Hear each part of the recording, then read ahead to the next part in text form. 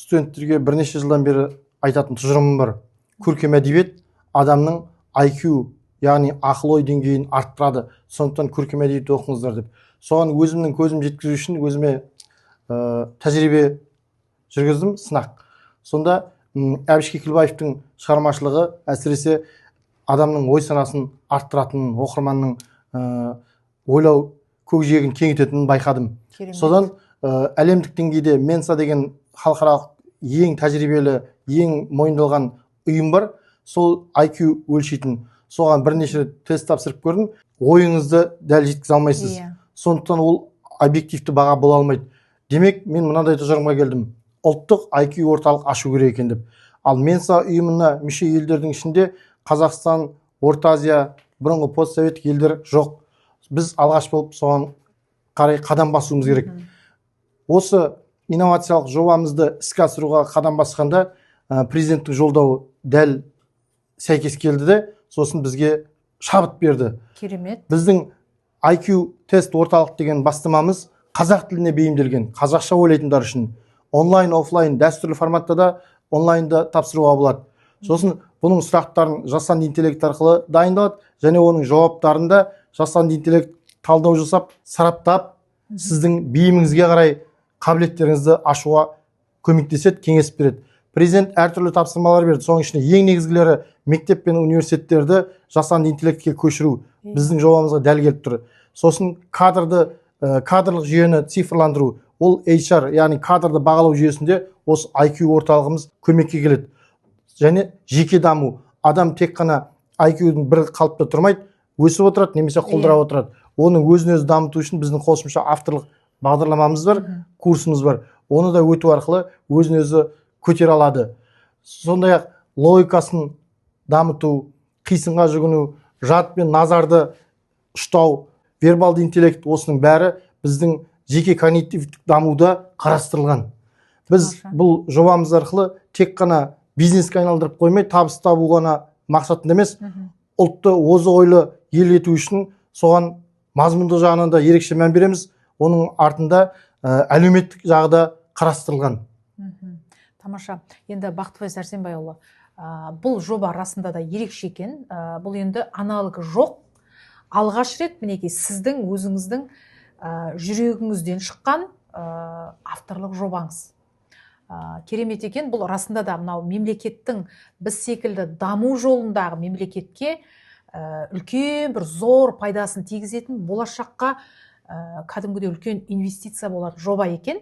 Енді сұрағым келетіні, көрермендеріміздің көкейіндегі де сұрақ, бұл IQ тестті тапсырушылардың жас ерекшеліктері шектеулі ме, әлде кез келген адамға мүмкіндік бар ма? Қалай болады, сол жағын айтып жіберсеңіз?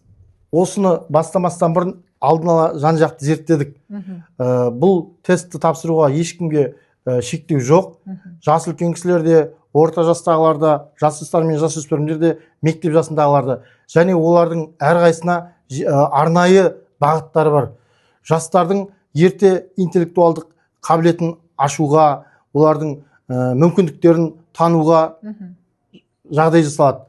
Ал ересектерге өзінің деңгейін ұстап тұру, я болмаса дамыту қабілеттерін білу, я болмаса кадр жүйесінде өзінің IQ-ның көрсеткіш арқылы әділ бағалану мәселесі де қарастырылған. Қай бағытта оның қабілеті бар, нақты?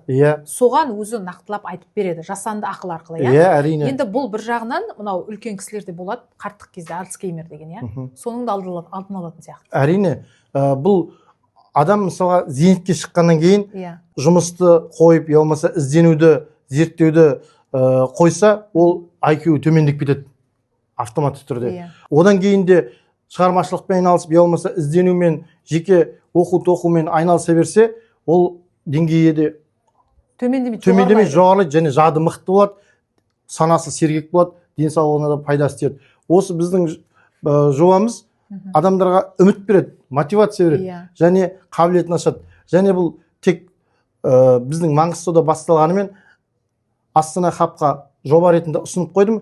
Ол жердегі стартап орда деген жобасы алғашқы идеядан алғашқы өнімге дейін деген принцип бар. Яғни инвесторларды тауып беріп, солардың алдында жобаны қорғатып, ары қарай өнім алғанға дейін бізге қолдау көрсетеді. Қазақстанды қамтысақ, ары қарай Орта Азияға, Қарақалпақстаннан бастап Өзбекстанға, Қырғызстанға шығып кету ешқандай қиын емес. Нарыққа, сұранысқа ие. Қазірдің өзінде сауалнама жүргіземіз ғой, әлеуметтік желіде студенттерге IQ тест тапсырар ма едіңіз десем, бәрі қызығушылық танытып отыр. Кемінде 2 рет тапсырады. Бірінші рет өзінің деңгейін білу үшін, екінші рет курстан өтіп, ары қарай өскен өспегенін білу үшін тағы да тапсырады. Қызығушылық болса, бірнеше ретте тапсыруға мүмкіндігі бар. Мінекей мамандық таңдауда көбісі жаңағы ата-ананың айтқанына қарап, қоршаған орта достарының айтқанына қарап, өзінің жаны қаламаған мамандыққа кетіп жатады. Өзінің тіпті қабілетін білмей, осы өмірден өтіп кеткен жандар қаншама, иә. Соларға қарағанда бұл жоба расында мынау жас түлектерге, тіпті жас емес, кішкентай бүлдіршін бастауышқа барғаннан бастап, баланың бойында нақты Құдайдың берген қандай қабілеті бар, оның ойлау қабілеті қандай деңгейде, қандай мамандықтың иесі бола алады, соның барлығын сізге жасанды ақыл арқылы жасап береді, иә? Керемет. Бұл ата-аналарға да, мұғалімдерге де, абитуриенттерге де, былайша айтқанда үлкен көмекші құрал ғой. Әрине.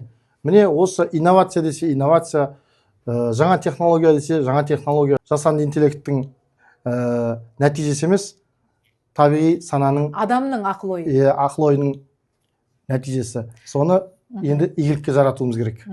Мынау жасанды ақыл адамзатты басып озбау керек деген сөз бар, иә? Әрине, соны бір жағынан қорқады, ол көмекші құрал ғана. Мінекей, жасанды интеллект сізді басып озбасын десеңіз, осындай жобаларды іздеп, мынау IQ тестті тапсырып, өзіңіздің деңгейіңізді көтеріп отыру керек. Цифрлы Қазақстанға айналу деген, ол роботтың құлы болу деген сөз емес қой. Дәл солай. Олар бізге қызмет ету керек. Дәл солай. Қолдап жатқандар бар ма? Қаншалықты көп, аз? Осы идеямды жарияламас бұрын Қазақстанда мен үшін нөмір бірінші IT ағартушы, болашақтың түлегі, Бостон университетін бітірген Тимур Бектұр деген замандасымыз бар. Сол кісіге жіберіп көрсетедім. Мәссаған, мынау деген керемет жоба, жүзеге асу керек, іске асыр деп өзімді қанаттандырды, шабыттандырды. Сосын ауызша айтып қоймаңыз, жазбаша түрде пікіріңізді айтыңыз деп едім, қолдау хат жазып берді. Сондай-ақ медианы IT мектебінің негізін қалаған Өмірбек Құраманбаев та қолдау хат жазып беріп, мені қанаттандырды. Сөйтіп, жария түрде бұқаралық ақпарат құралдарына шығардық. Сосын брифинг, баспасөз конференциясын өткізіп, журналистердің алдында таныстырдым. Сол кезде өте қызығушылық артып, әлеуметтік желілерде де сұраныс бар екеніне көзім жетті. Сол іске асыруыма маған мүмкіндік беріп отыр. Сондай қолдаулардың арқасы. Енді бұл жоба нақты қашан өзінің жұмысын бастайды? Осы 2025 жылдың соңына дейін жұмысын белсенді бастап кетеді. 2026 жылдан бастап бүкіл Қазақстанға таралып, мектептерде де, жоғары оқу орындарында да таратылып, қолданысқа енеді. Біздің тек қана студенттер мен оқушылармен шектеліп қалмай, егде жастағы азаматтарда, тіпті қарт кісілерде өзінің деңгейін сынап көруіне болады. Мемлекет басшысының тағы бір қағидасы әділетті Қазақстан құру. Адамдар ақыл ойының деңгейін білген сайын қоғамда әділдік орнайды. Кім көрінген жоғары орындарда өтіп кетпеу, я болмаса әркім өзінің орнынан табылу, я болмаса кім кімнің жағасына жармасып жүр, кім кімнің жолын кесіп жүр, сәлде болса аяғын тартар еді. Озық ойлы кадрлар тәжірибесі мен біліміне сай еңбек ақысын алар еді. Озық ойлы азаматтар белгілі бір деңгейде өзін дәлелдеп шығар еді. Соның көрсеткіші осы IQ. Болашақта түйіндемеге, резюмеге жазып қоятын дейді, күнге жетеміз. Оны айтып мақтануға да болады, я жасырып шамасын біліп үндемей жүруге де болады. Осы әділдік принципінің бір қағидасы осында деп білеміз. Біз бұны сынақ ретінде президент кадрлық резервін тапсырушылардан да, солардың өтушілерден де енгізуге болады. Сондай-ақ кадр бөлімдерінде, HR саласында да сынақ ретінде енгізуге болады.